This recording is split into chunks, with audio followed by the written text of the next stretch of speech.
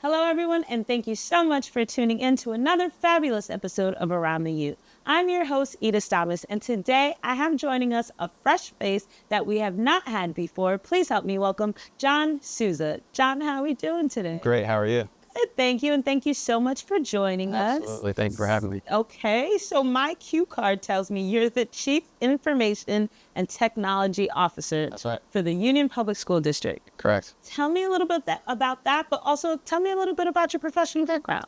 So I've been in education in New Jersey since January of 2013. Okay. I've been in a few different school districts. I was at the Hunterdon County Educational Services Commission for 5 years, and we supported roughly a dozen different districts in and around Hunterdon County for various different things, primarily technology in my role. Prior to coming here, I was in East Orange as the Chief Information Officer for a little over 3 years, about 3.5 years. Nice. And then when the opportunity presented itself here, I figured this is where I should be. And here I am.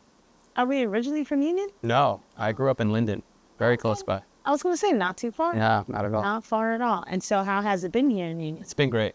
The people are phenomenal, extremely welcoming, finding out every day that there's someone else that I know. It's easy to get around, even around the traffic on Morris Ave, but it's great. It's great. It's great. We love it here. Yeah. Okay, so tell me, we're going to just deep dive into it. What are your initial priorities for enhancing technology use in our schools, and how do you envision supporting teaching and learning? I think for me, initially, it's more about process breakdown. Okay. Seeing where we may or may not have holes and making sure we plug them correctly. Mm-hmm. A lot of things that have to happen behind the scenes in order to make the classroom experience better is what I'm focused on right now. Okay. As a team, I think we all agree that that's how we need to approach it in order to make that experience better. Because at the end of the day, like the teachers and the students, they already work well together. Okay. The technology is already in the classroom, so they understand it. It's not about disrupting the classroom so much as it is about disrupting everyone else that supports the classroom. Gotcha. And that's what we're trying to do. Okay, that sounds good. Enlighten me. Is this role new, or have we had this role before? You've had this role before. Okay. The title might have been different, or it was different. Director of Technology, which is probably the most common title in New Jersey or in LDF states as far as education goes for technology. Okay, so we're just trying to do better. We're not necessarily trying to change and stir up the pot as crazy. Oh, we're trying to stir up the pot. Oh, yeah. Okay. That's the only way. That's the only way to, yes, exactly. Okay. It's really the only way to make impactful changes Okay. is to really insert some controlled chaos. Okay. Oh, I like that. Yeah. Controlled chaos. Yeah. So from your perspective, what's the most exciting technology trend or tool you'd like to see us use in the near future? I think it's a multifaceted approach, but AI is kind of the buzz every time we go to a technology conference. It is. It really is. definitely is. And I think it's not so much about the tool itself and how it may or may not be impactful, but understanding it, understanding the prompts. You know, that's probably the key to really unlocking the answer that you might be looking for. Understanding that there might be some bias in the response that you receive, you know, and that you shouldn't just use one. You know, use Google Gemini, use ChatGPT, use whatever is out there to really see what answer you're getting to the question that you're asking, and then maybe put them side by side and have that human interaction yourself to really see what it is that you're getting and decide for yourself what response you would like to go with, or merge them all together. You know, take bits and pieces from the responses and see what works best for the outcome that you're looking for. Definitely. I think a lot of parents, myself included, and I'm not a parent, but are concerned that maybe like AI is now doing everything for their kids or taking over everything. Like, how do we reassure them? How do they go about looking at us to see it can be beneficial, not just... Yeah, I mean, there are kids everywhere. I mean, young students using AI now to create their own businesses online, and they're thriving. Oh, wow. So we can't look at it as so much of a hurdle or a distraction or a tool that's going to really have a student deviate from what it is they're trying to do in the classroom. We need to embrace the positive parts of it or learn better how to make it work in our situation, right? We don't really want to we don't want to have them opt in. We'd rather have them opt out, if that makes sense. Okay. And really give them access to it. And if we find that there's something that's preventing, the stability in the classroom, then maybe we take a harder look at that. However, I don't think we should prevent them the access to it at all. I really think we should embrace it because unfortunately or fortunately, that's the direction the world is moving, and we don't want to slow them down for that progress. Definitely. I might have to jump into one of your seminars or classes. I don't have anything, yeah.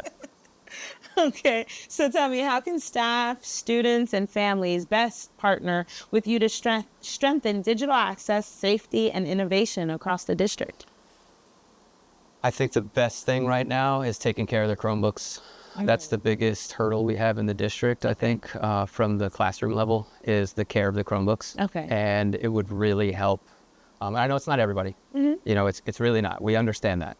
But for those that do struggle with, taking better care with their Chromebooks, it's imperative, because that is the tool. That's the gateway to the resources that we're talking about in the classroom that give them access to everything that the district's trying to provide them. And if that tool is broken, then it makes it difficult for them to access those resources. So taking better care of the Chromebooks, I think, is really the first step. We've made some changes internally, like I said, working at the processes, and we'll be providing hard shell cases to every student, grades 6 through 12, to help them manage the care of the Chromebook, that we're not doing right now. So it'll add an extra layer of protection on top of bringing in devices that have better warranties. There's a whole lot of layers to it, but we're doing as much as we can. I think most importantly is understanding that it is a marathon and it's not a sprint. I would say this could take 3 to 4 years to really level itself out, but just be here for the process, support it. We need your help. And it really does take the entire community to get behind us to help that help it happen. Now, these students are taking their Chromebooks home? Correct. Oh, that's awesome. And I know that, and they have it for the whole school term. Yeah, they do. And I think most of them keep it during the summer too. Oh, wow. Yeah. Oh, that's great. 6 through 12. Yes. That's amazing. Back in my day, We didn't have computers. Yeah. we did not. No, we did not. And if they did, you kept them in school, locked up, and someone rolled it down the hallway. Okay, so before I let you go, I sat here briefly with our superintendent, Jerry Benaquista, and he told me that we have a new website program. Can you tell us about the new TUPS.org? Yep, tops.org. That's it. It was one of the first things I was asked when I got here was, can we shrink down the size of our domain name, especially because of email. And with that, kind of rebrand, remarket, show ourselves in a newer light. And so we've done that. We partnered with Parent Square. Okay. We have a brand new website, tups.org, like you said, tups.org.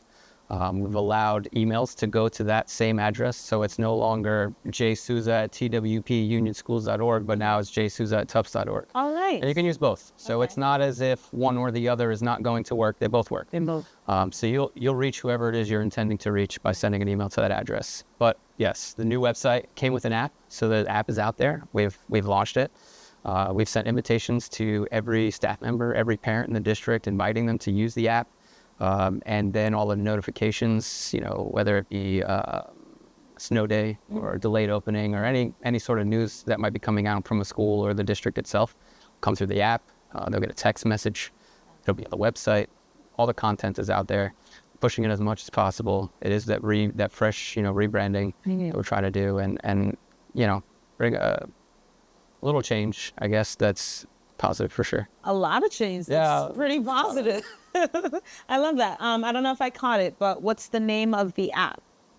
Parent Square. Parent Square? Correct. Okay, awesome. And then once they download it, is it focused on Union, or do they have to select? Once they sign in, it'll know their email based on the information they put inside Genesis. And then it'll assign them to the school that they're associated with based on their student. Oh, that's perfect. Yeah. That's pretty cool.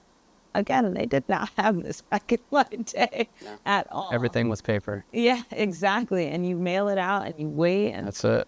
You depend on your kid to bring a paper home for that. I love this. This is amazing. And I love the involvement of technology in the school and how we're really helping these students. I say it every time, but you guys are really putting your best foot forward when it comes to helping these kids. We appreciate that. No, and I think all the parents watching and the students watching really appreciate what you're doing for them. Thank you. John, it has been a pleasure. I can't wait to have you back in the hot seat to ask more AI or technical questions. All right. But thank you again for sitting down with us. Absolutely. Of course. And everyone at home, thank you so much for watching. This has been a very informative episode. So I hope you listened closely. And if you needed more information, please visit the new website that they're talking about, tups.org. Visit their app. I'm pretty sure it's very beneficial. You won't miss a beat. Sign up for all their notifications. This has been a great episode with John Sousa, and I'm your host, Edith Thomas. I'll catch you next time on another episode of Around the U. Take care, everyone.